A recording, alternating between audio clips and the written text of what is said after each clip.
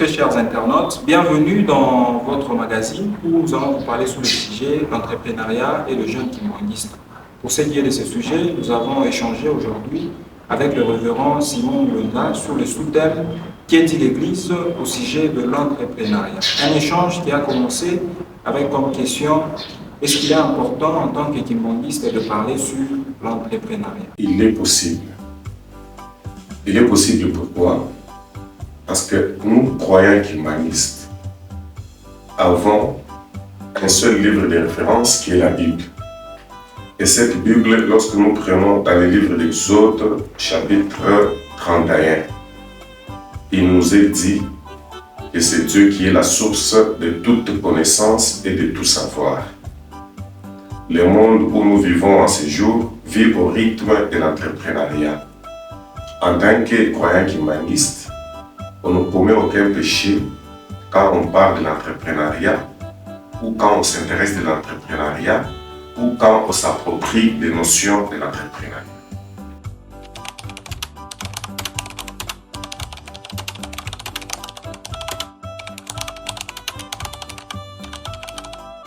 Oui, par son sens d'abord. L'entrepreneuriat, c'est l'action d'entreprendre ou c'est le fait de mener à bien son projet. L'entrepreneuriat nous renvoie aussi à l'ensemble des activités qui sont mises ensemble dans le but de créer un emploi. Il y a un savant chinois du nom de Lao Tzu, de l'époque de Confucius. Il a dit un jour que lorsque un homme a faim, vous lui donnez un poisson, il va manger pour un jour.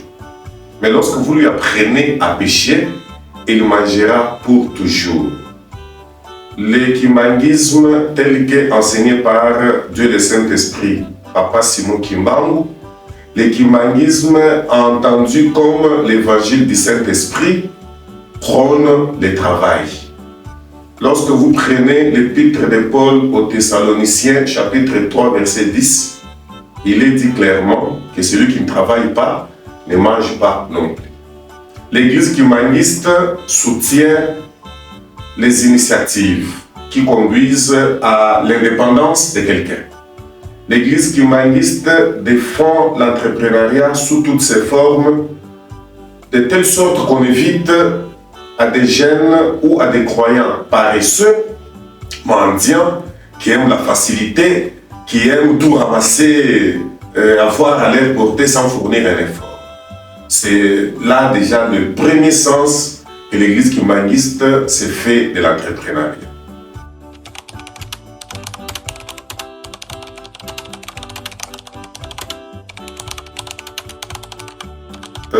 Nos valeurs à nous, en tant que croyants kimbanguistes, n'ont pas à fermer la porte à la place de l'entrepreneuriat, où nos valeurs ne s'opposent en aucun point à l'importance de l'entrepreneuriat.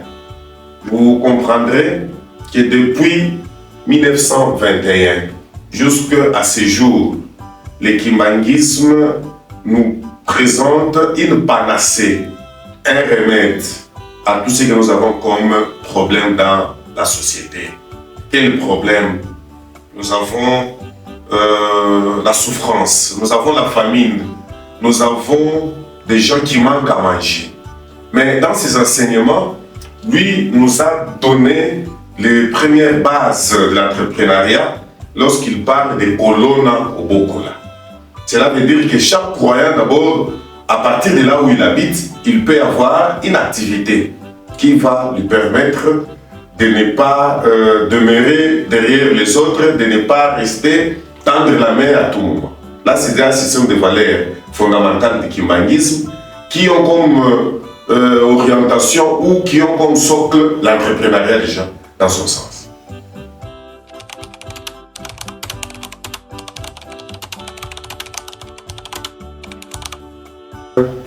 Une bonne question. Les activités pour l'entrepreneuriat sont très nombreuses.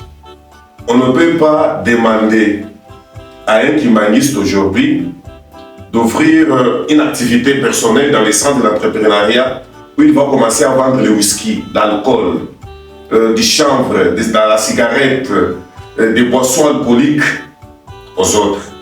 Les kimbanguistes, en exerçant des activités relatives à l'entrepreneuriat, maintient sa foi, conserve ses valeurs fondamentales, ses valeurs morales, et il n'aura pas seulement à ouvrir une ferme où il y a des porcs, mais il aura à ouvrir une ferme où il y aura des chèvres. Il aura à ouvrir une ferme où il y aura les moutons, où il y aura les vaches. Alors c'est exposer la société à des activités qui vont ensemble avec sa foi, avec sa croyance. Il ne va pas se dire que non, moi je suis kimbanguiste, directement, j'ouvre une boîte où les gens vont commencer à se prostituer. Pas une boîte comme un hôtel ou comme un motel, mais juste de boîtes clandestines où les gens se présentent pour fumer, s'enivrer, faire des mauvaises réunions. Non. Les kimbanguistes, en se livrant à l'entrepreneuriat, conservent tout de même ces valeurs fondamentales. Dans le monde scientifique, on a toujours dit qu'il faut laisser chaque mot dans son contexte. Lorsque vous enlevez un mot dans son contexte, vous faites ce qu'on appelle prétexte.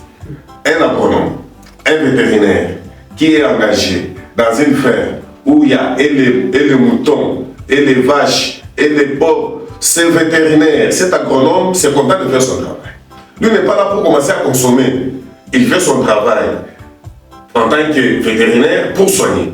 Il fait son travail en tant qu'agronome pour arranger l'endroit où ces animaux-là vont commencer à passer nuit. Donc il s'est content de faire son travail. Il cherche à avancer sur le plan professionnel, mais tout en conservant sa foi. Donc le kimbanguiste ne peut pas se livrer à l'entrepreneuriat, mettre de côté sa foi, abandonner les enseignements reçus, se comporter comme un païen lorsqu'il se livre à l'entrepreneuriat. Et lorsque vous prenez l'essence aussi de l'entrepreneuriat, c'est au finish rendre tout un chacun libre, dépendant de lui-même, dans son coin, de se contentant des résultats de son travail. Donc l'agronome kimbanguiste, le vétérinaire kimbanguiste est appelé à travailler par tant de théories apprises à la faculté, dans des limites qui lui sont confiées là où il est, pour les bêtes ou pour des tâches différentes, mais tout en conservant sa foi. Au moment où le patron de la ferme fait des dons vers la fin de l'année, par exemple, il donne les porcs aux travailleurs. Au kimbanguiste, on donne ses porcs. Lui ne va pas consommer ses porcs avec sa famille, il va vendre ses porcs et il va prendre cet argent-là qu'il aura de ces porcs-là, ou de cochons comme vous voulez, pour faire autre chose avec. Là, c'est déjà un fruit de son travail. Donc, on fait la part des choses entre la foi et le travail que le kimbanguiste est appelé à faire, étant donné qu'il est agronome ou qu'il est vétérinaire.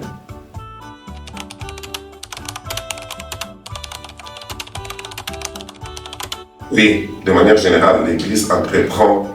Il n'y a pas plus tard qu'hier, lors de l'exposition en France, on a pris les produits de l'église kimbanguiste réalisée à Kunzulu au Congo-Brazzaville. Lors de l'exposition, ce sont les bio. Là, c'est au niveau général. Au niveau local, chaque entité prend ses initiatives avec ses fidèles, comme déjà la saison de pluie s'approche, pour avoir un champ, pour avoir une ferme et faire des travails. Et les jeunes kimbanguistes, les croyants kimbanguistes qui donnent le coup de main aux travaux de l'église sont à leur niveau aussi préparés pour entreprendre. Et l'église kimbanguiste de par le monde a toujours d'autres activités, au-delà des champs, au-delà des fermes, qui expliquent l'entrepreneuriat au sens de l'église. L'église organisée peut y avoir un bus, peut y avoir des véhicules, peut y avoir des tracteurs, et des tracteurs qui peuvent être loués, des tracteurs qui peuvent aider même l'église pour le champ. Et l'église peut avoir aussi d'autres activités similaires pour matérialiser l'entrepreneuriat dans son sens. Nous prenons l'exemple le plus récent, c'est à Kinshasa, à Lutendele, où il y a des activités en rapport avec la culture du riz. C'est déjà une activité entreprise par l'église kimbaniste, par les biais de la chorale des enfants kimbanistes. Kinshasa, c'est l'un. Nous sommes à Lubumbashi. À Lubumbashi, nous avons sur la route Kinsevere, nous avons la concession de Luluta, où on a donné à toutes les entités des espaces. Et lorsque vous y allez, vous trouverez des chants des kimbanistes, de l'église kimbaniste, qui sont là et qui par après, ces chants-là permettent l'église à présenter ses activités en termes de l'entrepreneuriat à chaque fois qu'il y a des visites ou à chaque fois qu'il y a des contrôles ou à chaque fois qu'il y a les passages des inspecteurs nationaux dans le sens de l'entrepreneuriat.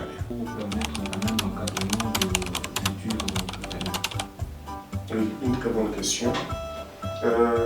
L'église kimbaniste réunit d'abord les jeunes kimbangistes lors des conférences, lors des entretiens, pour propager des enseignements sur l'entrepreneuriat. Au-delà de cet encadrement de la jeunesse, comme vous venez de poser la question, c'est une monnaie courante aujourd'hui. Tout le monde parle de l'entrepreneuriat. L'église kimbaniste envisage aussi réunir tous les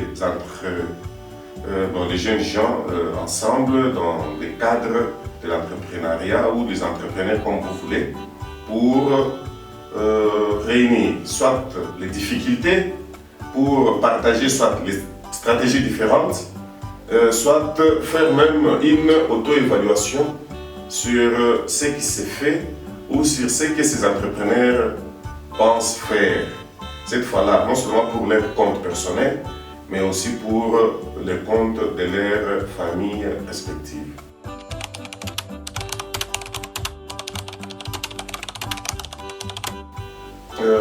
Aux jeunes kimbangistes et à tous les jeunes qui auront l'occasion de nous suivre, de quitter la paresse, de quitter la facilité, de quitter la mendicité. Pourquoi? Parce que la législation congolaise considère la mendicité et le vagabondage comme des états trop dangereux. Par le biais de l'entrepreneuriat, tout jeune kimbaniste peut tenter, peut essayer et par après devenir indépendant, par après s'auto-suffire, par après faire face à tous ses besoins, faire face à des différentes difficultés d'ordre financier, d'ordre matériel, d'ordre organisationnel, par la voie de l'entrepreneuriat et s'en sortir ou atteindre un épanouissement à tous les niveaux de sa vie. Merci, papa. Nous sommes arrivés à la fin. Nous vous disons merci pour le temps que vous nous avez accordé. C'est nous qui vous remercions. Merci.